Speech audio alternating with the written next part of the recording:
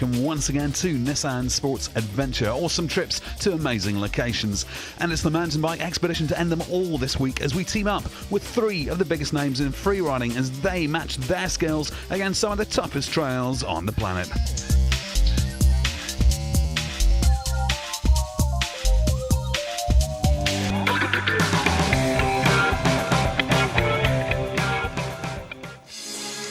Well, the Himalayas need little introduction to anyone with a taste for adventure, but for our crew, it was their first ever visit to the country which straddles the range, Nepal. Former world trials champion Hans Ray is no stranger to the concept of adventure travel. At 40 years of age, he's given up the pro circuit in favour of what he likes to see as his way of spreading the mountain biking gospel, heading up trips to spectacular locations in the name of the Hans Ray Adventure Team. Joining Hans this time around in Nepal were two legends of freeride, Canadians Wade Simmons and Richie Schley. So absolutely no shortage of raw talent in terms of bike skills, but the big question hung in the thin air. At 4,000 metres, would freeride skills see them through?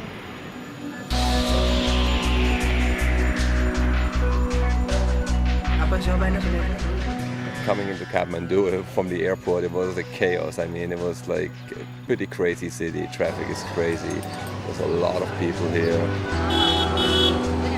Just chaos everywhere, but somehow it works. You know, we were driving through town today and it was just bikes, motorcycles, people, cows, dogs. It was just a big mess of everyone just doing their own thing. It's pretty crazy.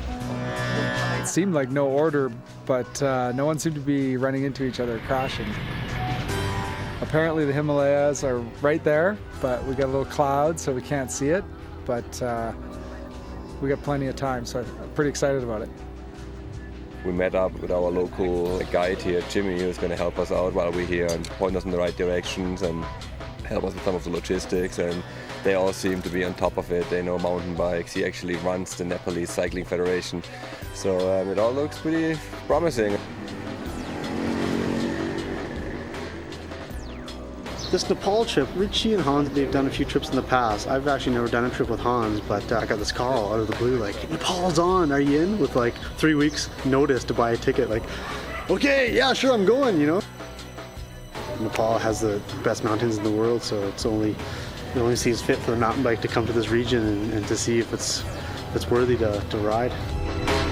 In the last 10 years, I focused more on my Hans Ray Adventure Team, where I usually go to exotic locations, just like here, and combine my extreme biking skills with different cultures and usually with some sort of a mission.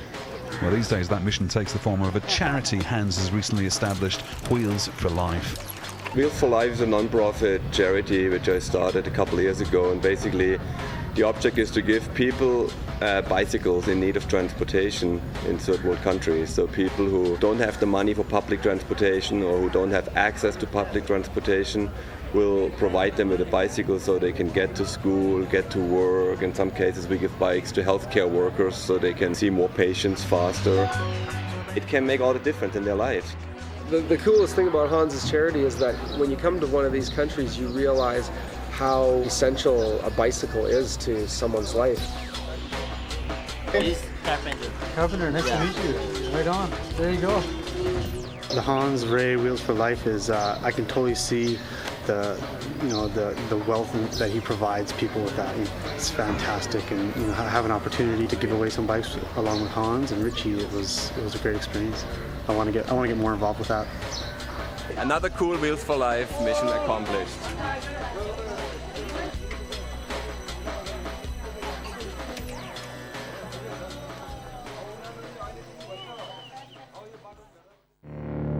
So, with business concluded in Kathmandu, it was time to turn to the mountains.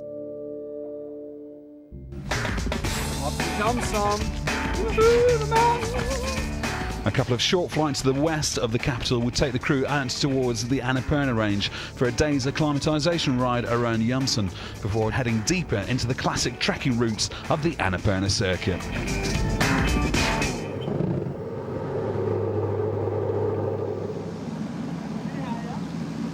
Made it, I'm so glad. It was really questionable. The wind was really strong the last few days. Today was the first flight in 3 days and we had to make it today and we're here.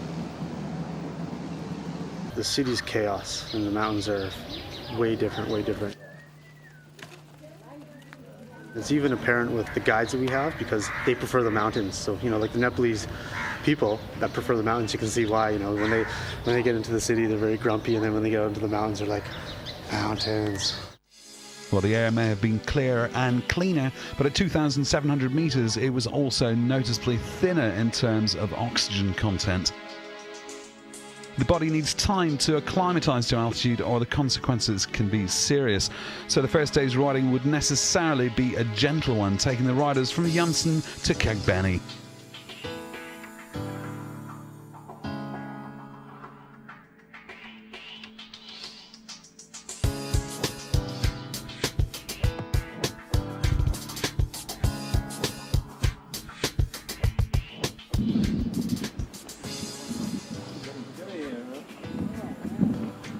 We're in Kathmandu now, where we're gonna spend the night right here.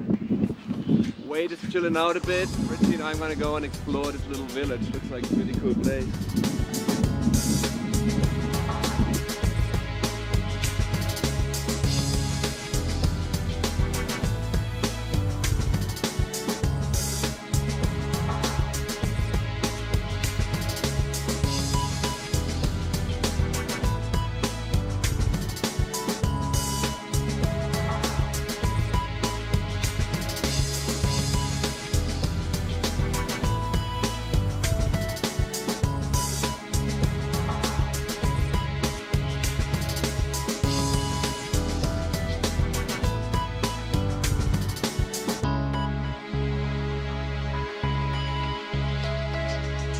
So, having eased themselves in with a day of acclimatisation, the next leg would be an altogether more serious proposition. 12 hours of riding almost entirely uphill, 1,000 metres of altitude gain from Kathmandu to Muktinath.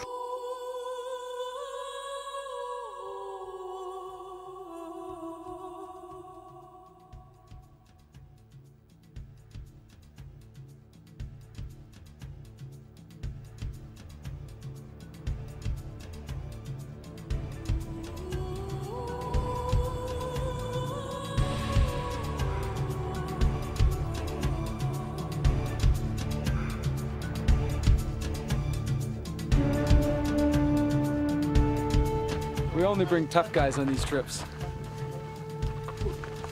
Hans is a tough guy, but I think today he's a bit of a weak guy. He's having a tough time. I think the foreign country, the food and stuff, it's maybe hit him. There's only a couple of us still left standing. I hope we can stay standing. All where my body's out. My body Okay? all loose. Yeah. Bit weak today. Everybody got sick at one point or another. Like I remember when we first started on the John Thom Trail, the first day Wade got really sick and he laid in bed all afternoon and had a good night's sleep and luckily felt better.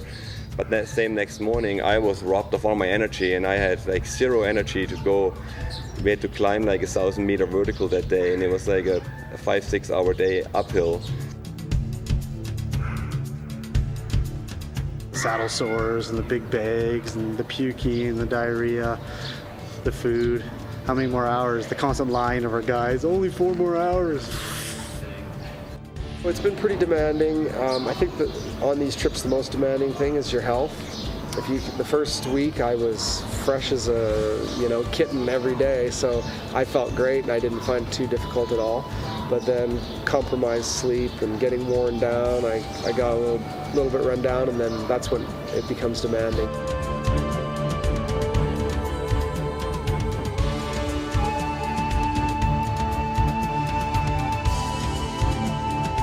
The mountains, there's so many of them, endless, and it doesn't always seem like they're as high as they really are, I mean, I spent a lot of times in the Alps and stuff, and there's big snow peaks too, and some of these mountains here, they didn't look that much bigger than stuff I've seen in the Alps, but in reality some of them were like almost twice as high, so it was quite impressive.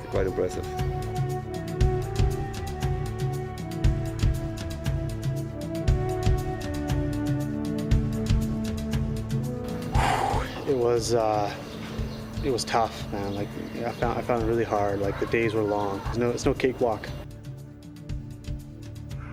You gotta be prepared out here. I mean, with the amount of flats that we had, the food, water, it's a desert up there in Muktinath. Like, you can dry out like a lizard and die.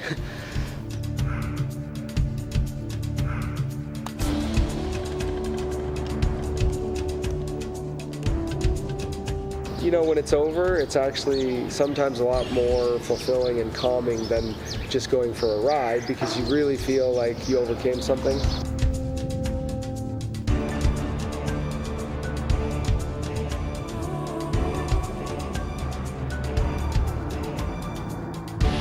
Well, the day had indeed taken its toll. Literally floored by exhaustion, Hans, Wade and Richie had little inclination to ponder what lay ahead. Yes, and more climbing, more pain, more punishment, but the payoff? Well, downhilling in a free ride paradise. Join us back in Nepal after the break.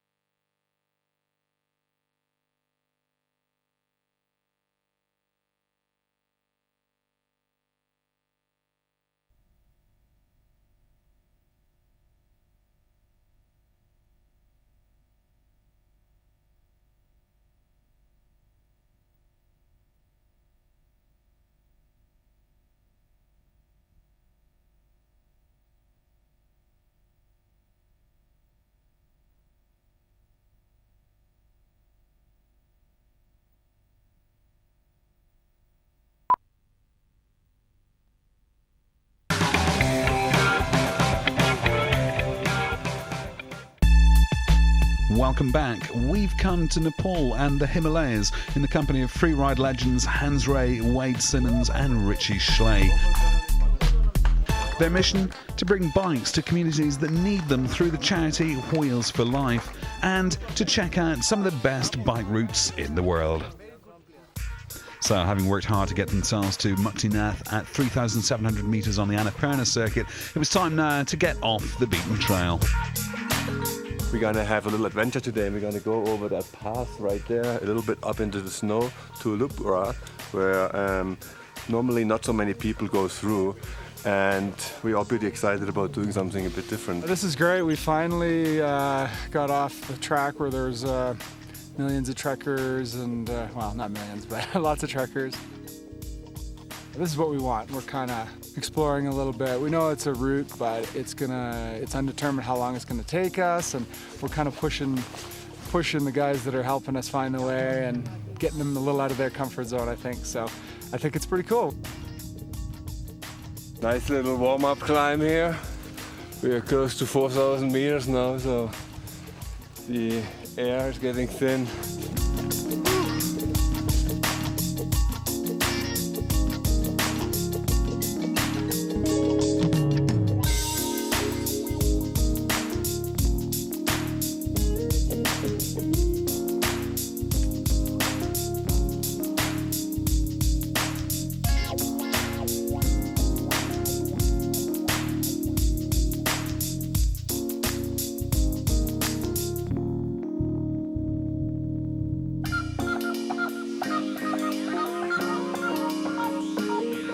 This is the high point of our trip so far. I think we're just slightly under 4,000.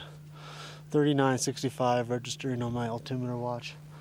That's pretty high. You walk like 10 feet uphill and you're like feeling like a fat guy.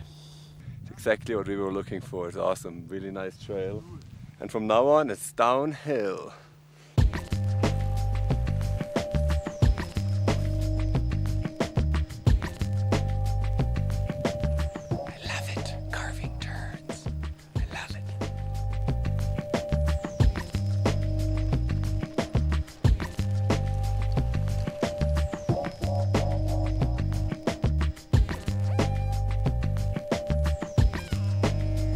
You can't do a trip like this without a couple little spats and snarls and growls, so I would say it was pretty low on the disagreement side. We can either go for A, B, or C. Hans is, he's kind of a little older than both of us, so he's kind of like the father figure. Oh, okay, boys. But everyone, we get along so well that we can rib each other and joke, and it just ends up being one big laugh fest. If we go for D, we have to climb a 7,000 meter peak. So let's do A, B, C. Well, I'm easy, but I kind of think that if we're going to shoot, we should stay out in the open on this meadowy stuff. The guides have never experienced a group like us. We wanted to get off the main trail and get some nice single track and stuff. And from the map, we could see this different route, this side route that went above Muktinath over this ridge and down into this town called Lupra. And they had never gone this way. So we were asking how much water to bring, how much food, how much time. And of course, they didn't know. And they were kind of like skeptical, like, no. And, kind of us being like a bit of adventurers, we're like, let's go, we're going for it. This new route ended up being the cherry on top. I think they're a little more adventuresome now. They can kind of see what a bike can do, and I think we've inspired them to push their skills a little more, not so much on the long distance riding, which they have down, but more like the technical side of it. You don't have to do as many kilometers, but you can try to ride more of the technical stuff, and it makes for a more well-rounded trip, I think. The type of rider that's going to want to come here and ride are going to be that type of rider who's kind of like, intermediate technical ability, wants to ride the gnarly trails and get off the beaten path.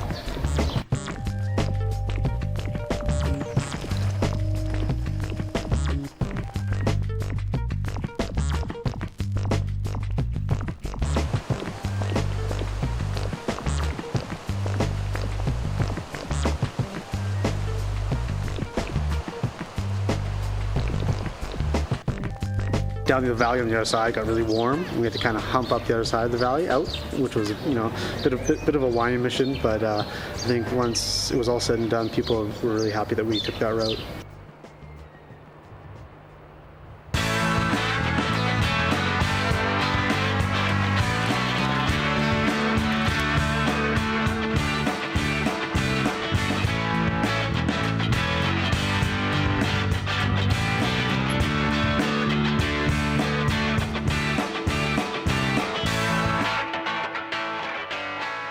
We're all pretty much out of water, but we have to carry on to the next town that's an hour away to get some water. But it's been a good ride so far. New route, nobody has done it before on bikes, and was well worth doing.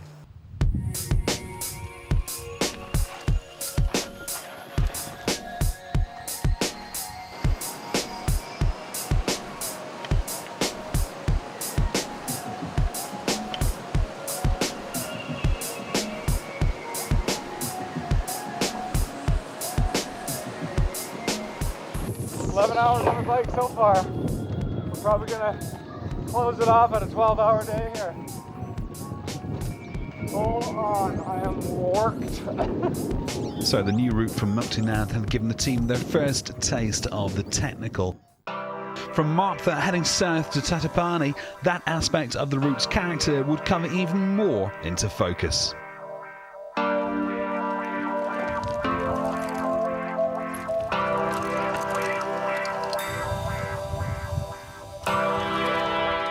It was so demanding because you're descending and you've never seen it, and it just keeps coming at you. And when you drop into one of these, I guess you could call it a stair section, you literally are committed and you drop in and it gets harder and harder, and there's a corner and it gets harder, and then there's exposure to a huge fall, and some places it's wet, it's slippery, and it's pretty intense. It seems like all day it's just coming at you, and rarely are you just swooping down the trail. So it's pretty physically and mentally demanding because you're constantly just like, it's there, and you come around a turn and there's a pack of donkeys with a bunch of stuff strapped to them, and you have to get out of their way because they're not getting out of your way.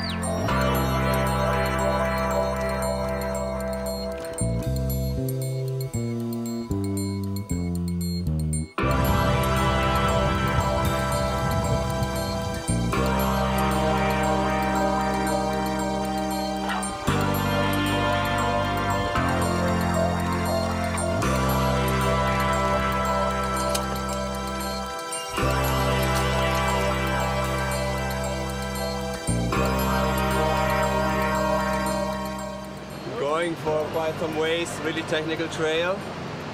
Starting to lose light. We still have an hour and a half, they told us, so we better step it up.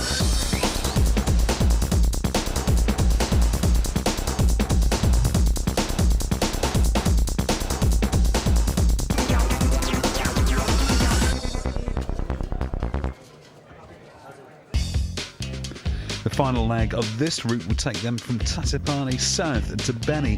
The further they descended, the greener and busier the trail became. Nevertheless, technical riding skills were still pretty much in demand.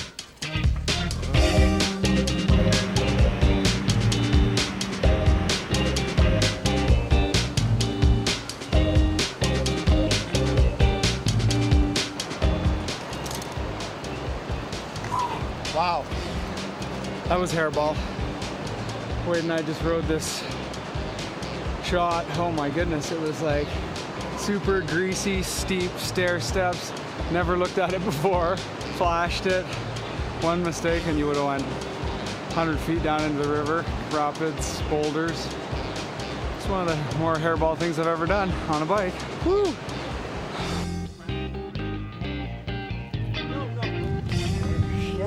Finished. The Anapurna downhill is completed. Now it's time to reorganize and head to Langtang.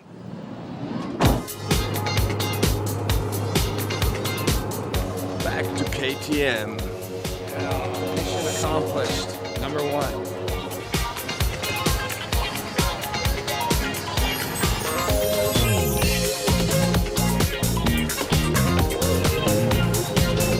The Hans ratio was awesome. The people had never seen bike riding like this before, I don't think. So we were in the square and the group just started to amass and they're like, what's going on, what's going on? Next thing you know, it was 10 people deep and Hans was doing his trials on his temple.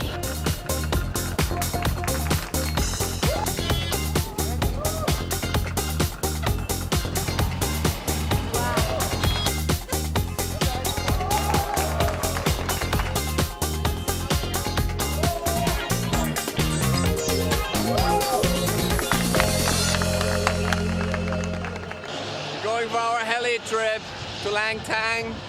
We've been waiting all morning for the helicopter. It got stuck somewhere near the Everest region because of bad winds.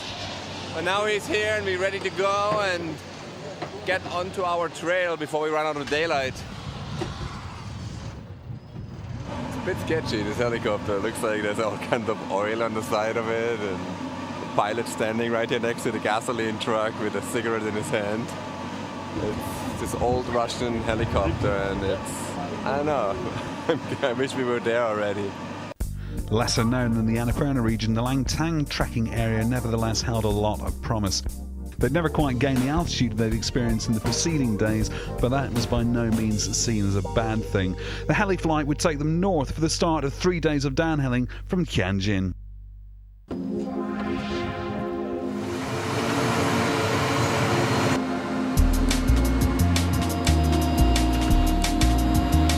Biggest helicopter I've ever been in, some World War II throwback, and it took us up there, and it was a bit scary actually. We just saw mountains on both sides of us going by, and hoping that we missed the ridges. And we came into land, and everything actually was quite smooth. But then you get out of the chopper again, you look at it, and you're like, can't believe I just drove that thing. It was like, it was one of those beat down cars that drip oil and low tire. It's got a wobbly rim. So that was the kind of helicopter it was, but. If it's that old and it's flown that much, it's probably pretty reliable.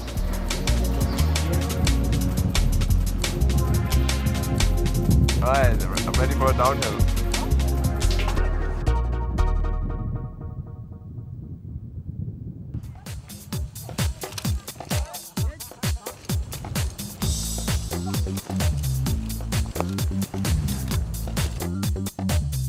It's been pretty cool to mountain bike and travel through this culture and see these mountain people, how hard they how hard it is for them to live, but how happy they are. And the riding has been super challenging and demanding, and the camaraderie between our crew has been really cool, getting to know new people. And I think leaving this place, it gives me a little fresh perspective on my life and how maybe I take a lot of things for granted, and I hope that it stays with me, the impact of seeing these people and how they live, you know.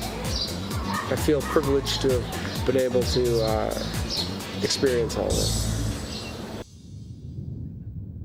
Which just goes to prove that even full-time freeride pros with years of travel behind them can be surprised by new experience and new encounters.